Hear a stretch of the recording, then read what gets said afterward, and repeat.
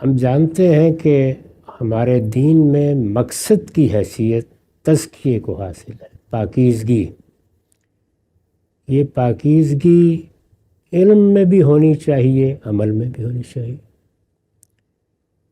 علم میں پاکیزگی آتی ہے تو انسان اپنے خالق کو پہچانتا ہے، اس کی صحیح معرفت حاصل کرتا ہے، اس کی توحید پر ایمان لاتا ہے، اس کی صفات کو صحیح محل میں رکھ کر دیکھتا ہے۔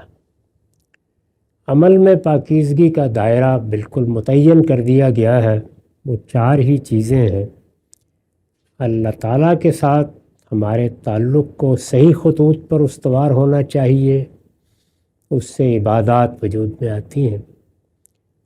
بدن کی پاکیزگی، اس کے لیے رسوم آداب ہمارے دین میں مقرر کر دیے گئے ہیں۔ خور و نوش کی پاکیزگی، یعنی کھانے پینے کی چیزوں میں طیبات ہونے چاہیے، خبائث کے انسان کو قریب نہیں جانا چاہیے۔ اور سب سے آخر میں اور سب سے بڑھ کر انسان کے اخلاقی وجود کی پاکیزگی۔ یہ آخری چیز اصلاً یہاں زیر بحث ہے، تاہم جس طرح کہ میں نے پچھلی نشست میں عرض کیا تھا، اس مجموعہ احکام کی، یعنی ان احکام 10 کی ابتدا بھی شرک کی تردید سے کی گئی ہے اور خاتمہ بھی اسی پر کیا گیا ہے۔ اس سے یہ معلوم ہوتا ہے کہ تزکیے میں اس کی کتنی اہمیت ہے کہ ہمارا علم اور ہمارا ایمان شرک کی ہر آمیزش سے پاک رہے۔ اب یہ سوال ہے کہ یہ شرک کیا ہے؟ اس پر کوئی تفصیلی گفتگو کرنے کا یہ موقع نہیں ہے۔ نہایت مختصر طریقے پر میں نے یہاں جو حاشیہ لکھا ہے اس کی وضاحت کر دیتا ہوں۔ میں نے لکھا ہے یہ شرک کیا ہے، یعنی اگر کوئی اس کی تعریف کرنا چاہے یا سمجھنا چاہے کہ شرک کیا ہے، اتنا بڑا گناہ ہے، یہ دین کے لیے شہر پناہ کی حیثیت رکھتا ہے کہ توحید کا تصور کسی ادنا سے ادنا درجے میں بھی شرک سے آلودہ نہ ہو، تو پھر شرک کیا ہے؟ اللہ تعالیٰ کے ساتھ کسی کو الہ بنایا جائے تو قرآن اپنی اصطلاح میں اسے شرک سے تعبیر کرتا ہے۔ اسی لیے ہماری امت کا کلمہ ہے اللہ کے سوا کوئی الہ نہیں، لا الہ الا اللہ کے یہی بانی ہے۔ اس میں شرک ہی کی تعریف کر دی گئی ہے، یہ بتا دیا گیا ہے کہ شرک کیا ہے۔ اللہ تعالیٰ کے ساتھ کسی کو الہ بنایا جائے تو قرآن اپنی اصطلاح میں اسے شرک سے تعبیر کرتا ہے۔ اللہ تعالیٰ کے ساتھ کسی کو الہ بنانے کا کیا مطلب ہے؟ میں نے وضاحت کی ہے، اس کے معنی یہ ہے کہ کسی کو خدا کی ذات سے یا خدا کو اس کی ذات سے سمجھا جائے، یعنی یا یہ سمجھا جائے کہ کوئی چیز، کوئی فرد، کوئی مخلوق جو ہمارے لیے مخلوق ہے، یا یہ پوری کائنات، یہ خدا سے صادر ہوئی ہے، خدا کی ذات سے صادر ہوئی ہے، یہ اس کی ذات کا ظہور ہے، تو یہ کسی کو خدا کی ذات سے سمجھنا ہوگا۔ مسیحی حضرات نے اس کے لیے چونکہ ولادت کا استعارہ اختیار کر لیا، پیدائش کا، ہم بھی بولتے ہیں فلاں چیز فلاں سے نکلی ہے، فلاں چیز فلاں سے صادر ہوئی ہے، یا فلاں چیز فلاں سے پیدا ہوئی ہے۔ تو یہ استعارہ چونکہ ان کے ہاں ہے، قرآن مجید نے اس کی نفی کی تو اسی کو لے لیا اور فرمایا لم یلد ولم یولد، یعنی نہ خدا نے کسی چیز کو صادر کیا ہے اپنی ذات سے، جیسے کہ ہم اپنے بچے کو اپنی ذات سے صادر کرتے ہیں، اور نہ خدا کسی کی ذات سے صادر ہوا ہے۔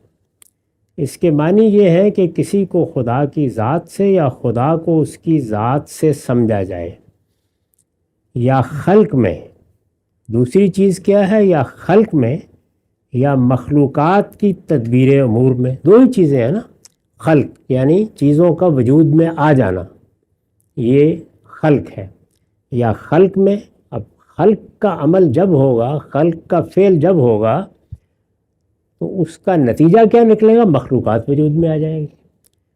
ان مخلوقات کو قائم رہنے کے لیے بھی کوئی سہارا چاہیے، ان کے معاملات کو سر انجام پانے کے لیے بھی کوئی قوت چاہیے۔ اس لیے کہ یہ مخلوقات ایسے تو کھڑی نہیں رہ سکتی۔ ذرا یہی تصور کریں کہ زمین کیسے کھڑی ہے، تو ان تمام مخلوقات کو کسی سہارے پر کھڑا ہونا ہے۔ وہ سہارا، وہ پناہ کی چٹان کون ہے؟ صرف اللہ، اللہ الصمد، وہی پناہ کی چٹان ہے اور کوئی چیز نہیں ہے۔ یا خلق میں یا مخلوقات کی تدبیر امور میں کسی کا کوئی حصہ مانا جائے، یعنی دوسری چیز کیا ہوگی؟ پہلی یہ تھی کہ کسی کو خدا کی ذات سے مان لیا جائے یا خدا کو اس کی ذات سے مان لیا جائے، یا خلق میں یعنی بنانے میں یا مخلوقات کی تدبیر امور میں، ان کا معاملہ دیکھنے میں، ان کو سنبھالنے میں کسی کا کوئی حصہ مانا جائے، اور اس طرح کسی نہ کسی درجے میں اسے اللہ تعالیٰ کا ہمسر بنا دیا جائے۔ یعنی اگر خلق میں کسی کا حصہ ہوگا یا مخلوقات کی تدبیر امور میں کسی اور کو کوئی دخل ہوگا تو برابر کی سطح پر نہ صحیح لیکن کسی نہ کسی درجے میں وہ خدا کا ہمسر بن جائے گا۔ اسی کو پھر آخر میں بیان کیا ہے کہ وَلَمْ يَكُنْ لَهُ كُفُوًا أَحَدٌ، اس کا کوئی ہمسر بھی نہیں ہے، وہ تنہا ہے، یگانہ ہے اور یکتا ہے۔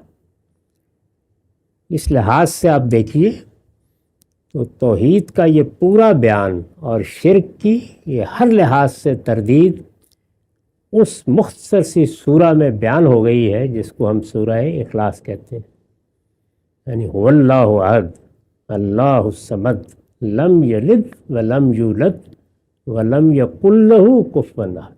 یہ جو بات میں نے بیان کی ہے یہی وہاں قرآن نے اپنے لافانی اسلوب میں چند جملوں میں بیان کر دی ہے۔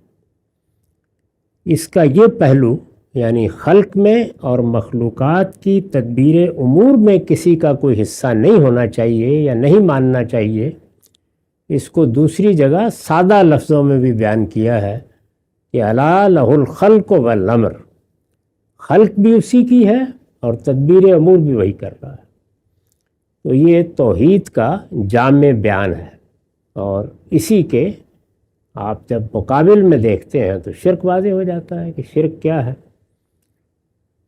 تاہم اس سے چونکہ ہم میں سے ہر ایک کو بچنا ہے اور آخری درجے میں بچنا ہے، اس لیے میں نے یہاں اس کی کچھ مثالیں بھی بیان کر دی ہیں۔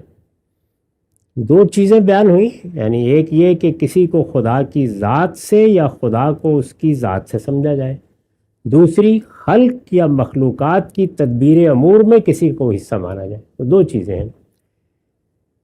پہلی صورت کی مثال سیدنا مسیح، سیدہ مریم اور فرشتوں کے بارے میں عیسائیوں اور مشرکین عرب کے عقائد، یعنی یہ بات کہ کسی کو خدا کی ذات سے مانا جائے یا خدا کو اس کی ذات سے مانا جائے۔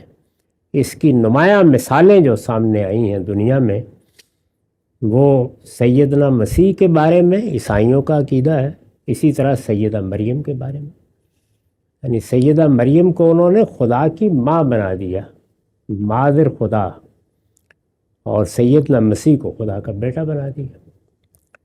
تو یہ تعبیر ہے، صدور کی تعبیر ہے، یعنی وہ بھی یہ نہیں کہتے کہ جس طرح ماں بیٹے کا یہاں تعلق پیدا ہوتا ہے وہ ہو گیا ہے، یعنی یہ اسی چیز کی تعبیر ہے کہ کوئی چیز خدا کی ذات سے صادر ہوئی ہے یا خدا اس کی ذات سے صادر ہوا ہے۔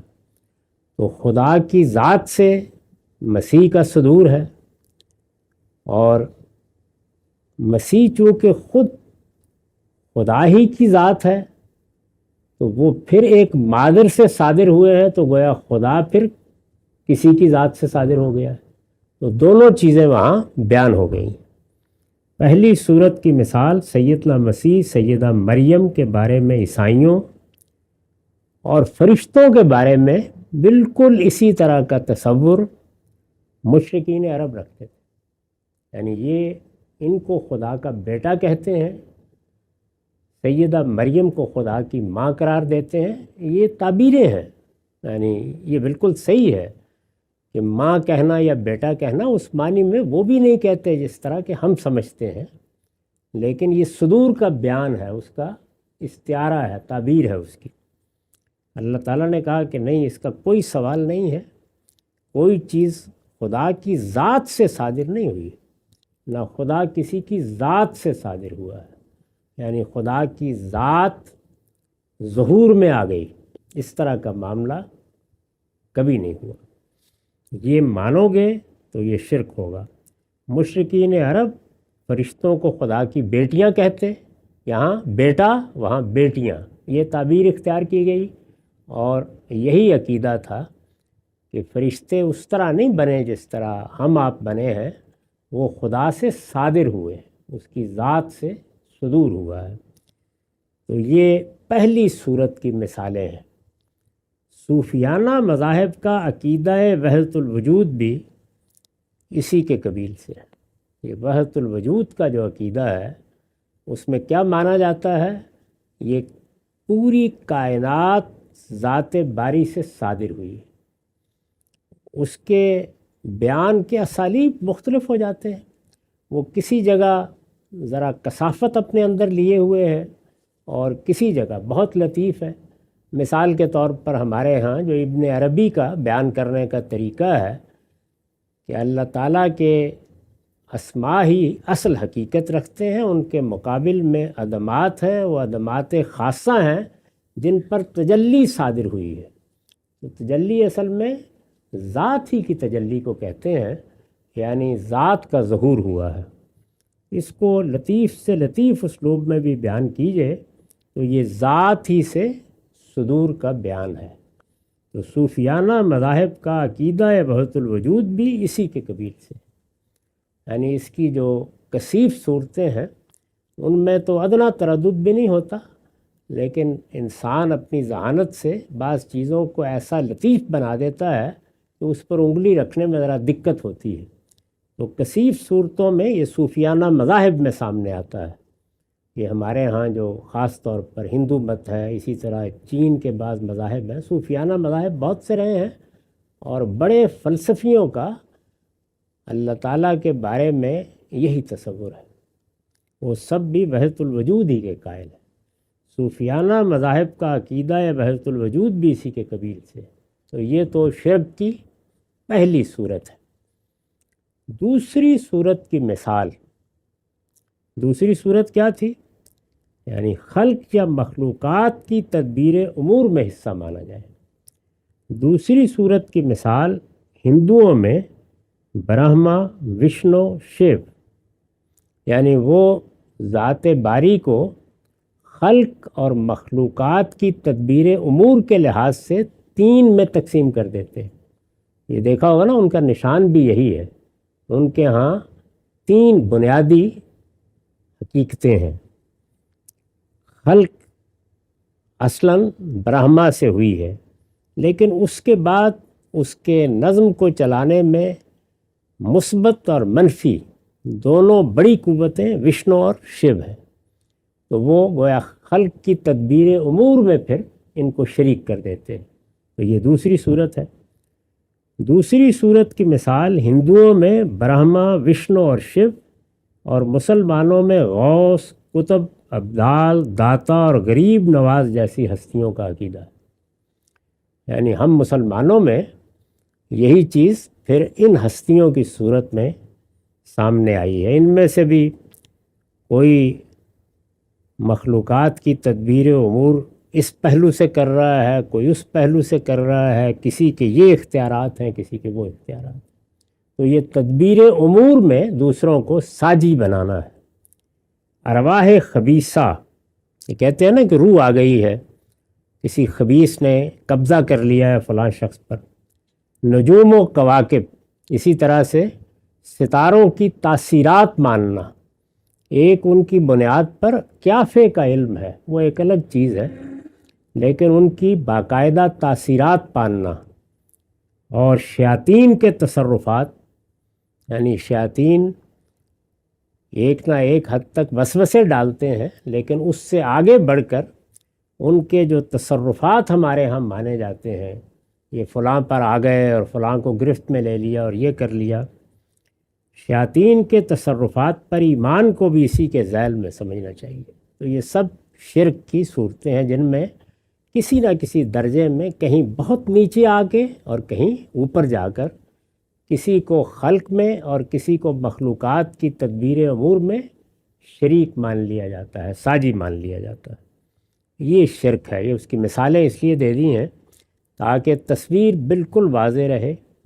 یہ ہمارے دین میں سب سے بڑا گناہ ہے، یہ خدا کی بارگاہ میں جسارت ہے، یہ اس پر افتراء یعنی جھوٹ باندھنا ہے، یہ آخری درجے کا استکبار ہے، اس کے کسی شخص کو قریب بھی نہیں آنا چاہیے۔